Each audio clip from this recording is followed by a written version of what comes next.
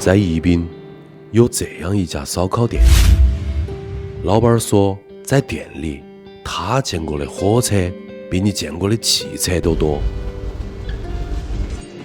那么问题来了，他究竟见过好多辆火车？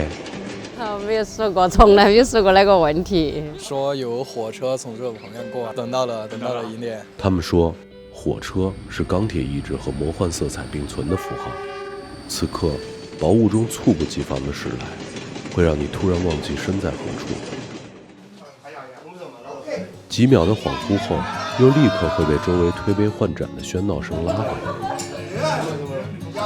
与众不同的除了火车，还有这种独具西南特色的烧烤——把把烧。每一样菜印象都很深刻，烤苕皮、鸡翅我喜欢吃，老板我喜欢吃。小香肠啊，鸡翅啊，还有它里的鱿鱼。鸭胗嘛，然后鼻筋嘛。其实我比较喜欢吃好多的生牛肉。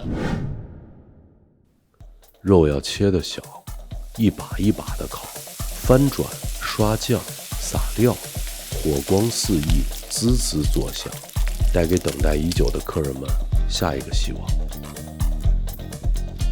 猛火快烤，肉肉们来不及悲伤，就被锁住了水分和鲜嫩。对宜宾人来说，烤串再香，如果没有搭配得当的蘸料，就好像芋泥饽饽里面没有了饽饽一样。我们的海椒面是纯产天然的，味道怎么样呢？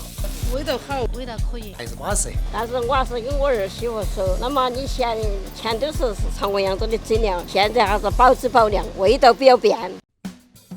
你看一下，这是好多好的菜是从早上就开始的。绿色的小框框跟在老板娘的身后，每天早上准时出现在菜市场。这蘑菇要一块，那粉肠也好点，你们的。框框满了，老板娘就笑了。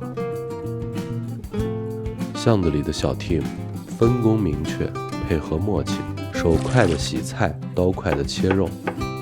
一顿操作之后，每样食材都像被处女座的你亲手整理过一样，整整齐齐，清清楚楚。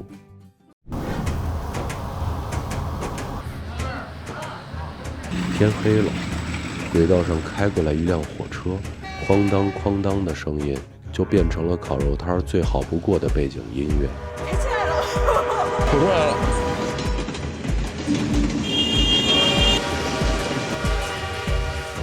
想象一下，哥几个围坐在巷子口，来点把把烧配啤酒，氛围让这里显得如此与众不同。来这儿吃串看火车的，有本地的老顾客，也有天南海北的新朋友。我们这就是完全就是哪个给的支持。西安啦、上海的些嘛，我觉得北京还是都有来的，有50-60岁啊，或者60-70岁的还是有来吃的。有些顾客都淋到雨啊那些，哎呀，我都觉得多不好意思的。不满意的顾客嘛，便宜能解决，没得好好的还是就。东西要好吃，服务也得跟得上。每一样反正都清头的嘛，都是人家对面都只拿齐嘛，那说明拿齐的，我们就跟他数一下签来看嘛。太忙碌的时候，不是态度不好，有些时候要喊你拿东西啊那些，这桌一喊拿那桌一下，有些时候记不到，然后又喊，那又觉得哎你对他好像不上心那种感觉啊，实际上没得那个意思的。原来都是误会，老板娘有太忙上错菜的时候，顾客也有吃嗨了忘记付钱的时候。5月份的时候嘛，也有一个帅哥跟美女2个撤了走了，然后都过了几天了，然后人家又转来把钱付。有几个帅哥也是生意搞不赢嘛，他们外头收桌子的事情是看到人家走的，他以为付了钱的嘛。每当辞旧迎新的时候，咱们都会被问到的一个问题就是：期末考试考了多少分？你有对象了吗？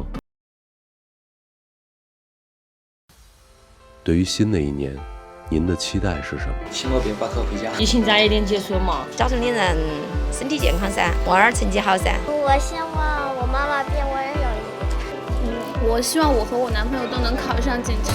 一切都好，家人健康，万事如意。希望越来越好，希望大家就健健康康的嘛，健康最重要。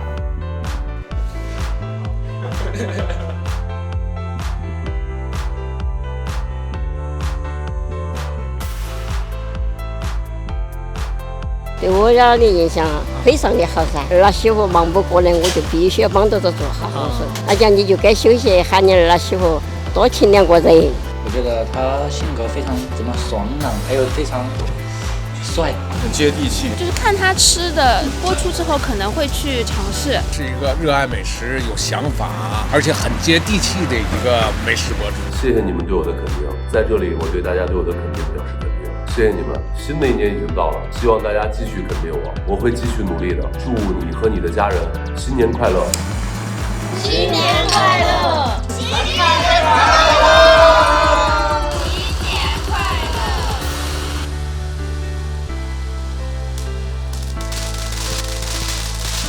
春天来了，老板娘会继续每晚在她的烧烤摊前忙碌着，穿着串儿，烤着肉，安静地等待着一辆又一辆火车。